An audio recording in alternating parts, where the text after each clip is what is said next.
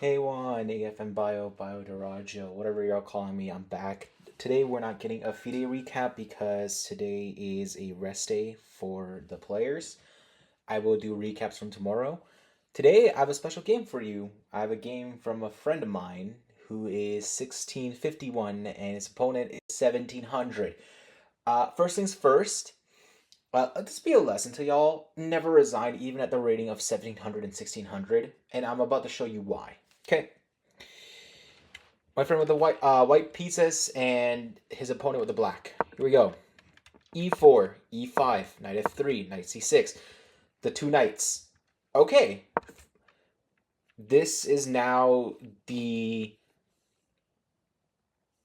Ruy Lopez with bishop to b5. We are now playing a Ruy Lopez.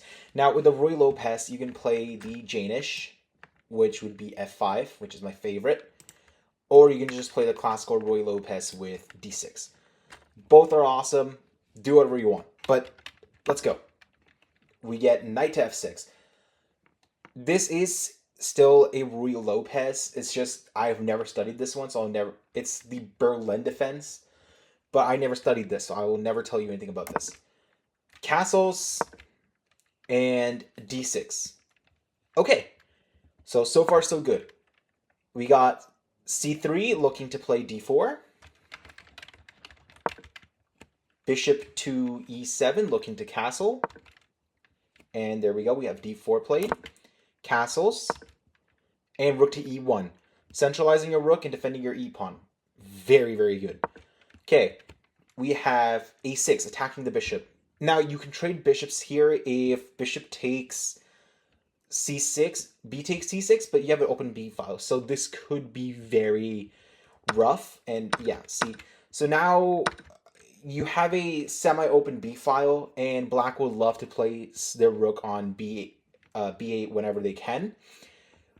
We got d takes e, and knight to g4.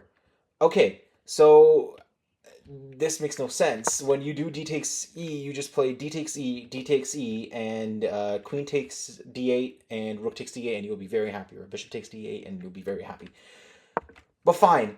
We get knight to g4. And yeah, he just does, yeah, like I said. E takes d, e takes d6, c takes d6, and now you have undoubled your pawn structure, which is great. You have a central pawn plus a pawn that can be a passer if everything gets traded. Your c pawn could potentially become a passer. Okay. Bishop to f4. Targeting the d6 pawn. However, it's not really a target because two defenders, two attackers. It's not going to go well for the attackers. Now it will, because you have one defender against two attackers. He plays queen to b5. Queen to b5 is looking to take the b2 pawn. So I'll draw arrows for you. Wrong color. Give me a second. I hate this. That's not the color I want. Okay. There we go. It's targeting the b2 pawn. However, for white, you have one attacker, two attackers, and you have one defender. Okay? Here we go. Queen to c2, defending the b2 pawn. Great move. Okay, let's go. We got d5. Now, you push your pawn, which is defended by your c pawn, and is now threatening the d pawn here. It has one defender, so once trades, this can be very good. It has two defenders, but again, two pawn trades are never a bad thing. Here we go. So we got e takes d5, and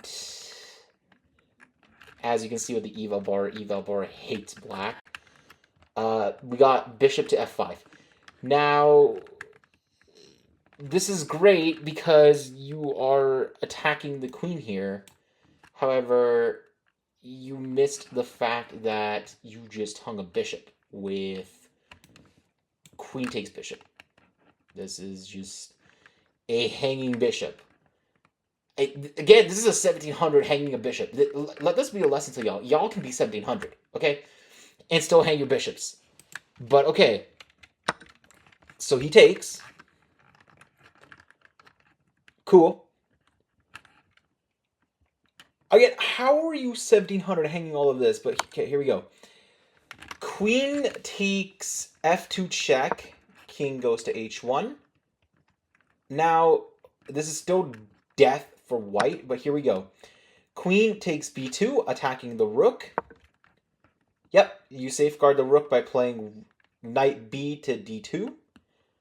This is great. So two knights defend each other. Your rooks look at each other and defend each other.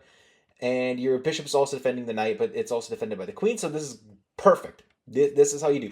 Not to mention, now you are threatening to capture this bishop. Here we go. Knight to f2 check. This doesn't really accomplish anything. King to g1. And bishop to c5. Now, bishop to c5 is a x-ray on the king here. Okay, here we go. King to f1, stepping away. And we have queen takes c2. The c2 pawn, the c3 pawn falls. Finally. Rook c1, rook a c1, and queen to d3 check. As you can see, the eval is now slowly starting to hate white here, but okay. Queen takes d3, knight takes d3, and we have d takes c6. Okay, cool. Bishop to b4, pinning the knight to the rook. You do not need to do anything here. As you can see, this is a pin, but you don't have to do anything because this knight is defended twice, one by this knight and the bishop. That's two defenders against one attacker. You are fine. You do not need to do anything here. We got rook to c1, hanging the rook to the bishop. Yeah, no, this is just... Again, this is 1600 doing this. This is hanging it here twice. You hung your rook two different ways. This is impressive. So, of course, black takes with bishop takes c5. Again, this would be great for Levy's Guess the Elo, but here we go. Rook to d1. Now you're going to have to step the rook aside. But you hang your bishop in the process with knight takes f4. Remember, in the beginning of this game, white was crushing. And now black is crushing. The eval bar went on a roller coaster. Bro said, white's winning, never mind. Bop, I'm a fall. And we have black winning now. Okay. We have g3. Remember, I was watching this live yesterday, and I'm like, what is wrong with this man? g3, and knight to e6. Okay, so, yes, you bring your knight back, defending your own bishop. Fantastic. We have knight to b3, attacking the bishop. Over here, this bishop is now under attack with the knight. Okay, again, you do not need to do anything. If takes, knight takes back, and you're very happy. Okay. He drops it back, fine, not a problem. Bishop to b6. I wouldn't do anything because yeah, now you give this as a thing which is knight to e5. Yes, you get a attack right back with a bishop to b7, but your bishop was, in white's position. Now he's back into his own position. But okay, fine. We have knight to d7, attacking the rook on f8 right here. And we have rook f to d8, attacking the knight. Again, you do not want to take here. Okay, we have rook c1, defending the pawn on c6, even though it did not need a defense. Okay, great move by black to trade off the knights. Fantastic. Knight to f8. Great. White brings their knight. Knight to c5. If knight takes d7, knight takes d7, and we just, yeah. So, okay, so that's exactly what happens. And now we have rook to a7. Again, you're crushing. You can do anything you want and be fine. You can literally sack your rook for the knight and you still would be winning this. But okay, we got g4 and bishop to f4, attacking the rook on c1. I'll draw you arrows right here. So this rook is now this rook is now under attack right here. Okay, cool. And we have rook to c4, re-attacking the bishop on f4. Yeah, so, okay, cool. Bishop takes h3, h2, the free pawn over here. Bishop just straight up takes it. He dropped a pawn. Great, we don't complain. Cool, we take pawns. We got a4. Okay, advancing. We got rook to c7, and again, this makes no sense. You could have just done, rook takes knight on d7, pawn takes d7, rook takes d7, and yeah, then trade off your rooks, and you're just still up a whole bishop. But okay, remember here, folks, if you're winning, simplify. But okay, here we go. Rook to c7. We got g5 and bishop to d6. This bishop loves his side of the board, but okay. King g2, march the king. Bishop to e7. Knight drops finally to e5. Bishop takes pawn on g5. And king to f3. Okay, cool. We got f6. King g4. E takes f5. F takes e5. King takes g5. Nobody's stopping your e-pawn. You could, instead of doing any of this, nobody's stopping this e-pawn. You could very much have just played rook to e8 or rook to e7 and just push this pawn to queening, and this rook would die. But okay, none of that happens. We get a rook to d6, double attacking the c6 pawn. Okay, fine, you still want to do this. Okay, so he steps aside with rook to b4, and you just lose your c6 pawn.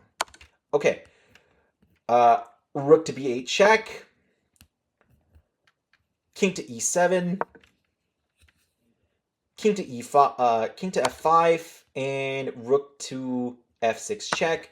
King takes your e pawn on e5. You did not have to drop that pawn, but fine. Rook to e6. King to d4. Rook to f4 check, and you lose your f pawn. Okay, never mind. We're going to get rook to e5 check, and yeah, you're just making this worse for God knows why. Rook to e5, king to d6, and okay, fine. Rook to e4, rook to b1, rook to f5 makes no sense. There's no need to play rook to f5, but okay, fine. We get rook to c7 check. You cannot block this. You have to play, sure, that's fine. King to f6, and you get rook to b8. White should not never win this game, by the way, and these two are making this way complicated than it should be. We have rook to e6 check, king to c7. This is very much borderline mate, so yeah, this is a good move. King to e5 is great because you're planning on playing moves such as rook to f7 check, and if the king steps down to c8, then you just have a mate in one. But okay, here we go. This does not help his case. King to rook to c8 does not help his case. Yep, that's exactly what I would have played. We have rook to f7 check and king to b8. Now this is very much okay. You don't do this. You do not push your f pawn. There's no need to push your f pawn. All you got to do is literally play rook to e7, and yeah, this rook can go whatever the hell he wants, but you're gonna check, and just mate him. But okay, here we go. We got a5. A5 is not. It's a bozo looking move. Okay, I will call you a bozo. You're a 1700. You should know better. Okay, rook to g8. This is unnecessary. You do not need to play king to d6. But okay, fine. Rook to c7 check. Yep, you step the king to c6. Rook to c8 check, and now your king is perfectly safe on b6. So what do? Yeah, this rook is not threatening anything with rook to d8. Remember, this rook can never leave the d file. If it ever leaves the d file, let's say, for example, we get rook to d1, then this is just checkmate with rook to e8 is mate. Like, absolutely, folks. Rook to e8 is just mate. This is just checkmate. Okay. So what does black play?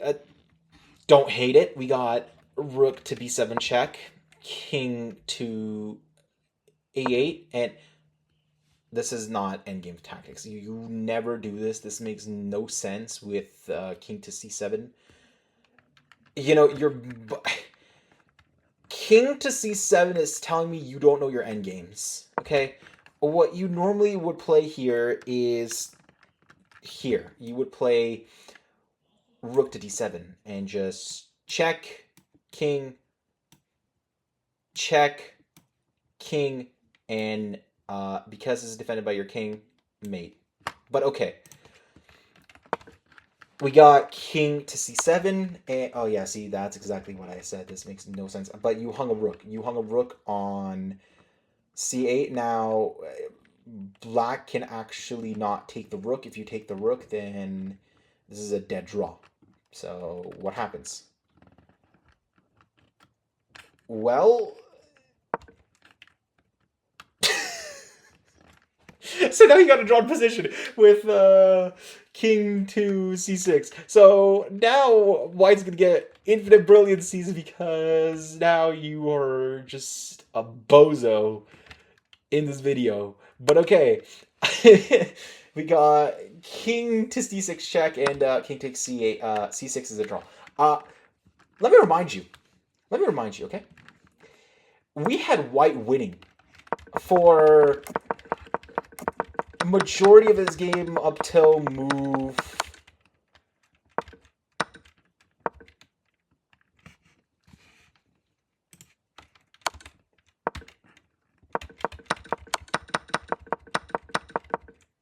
Okay.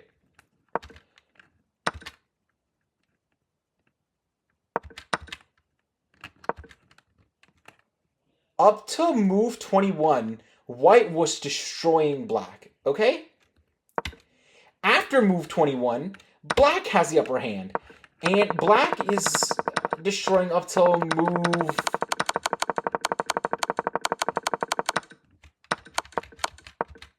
Yeah, okay.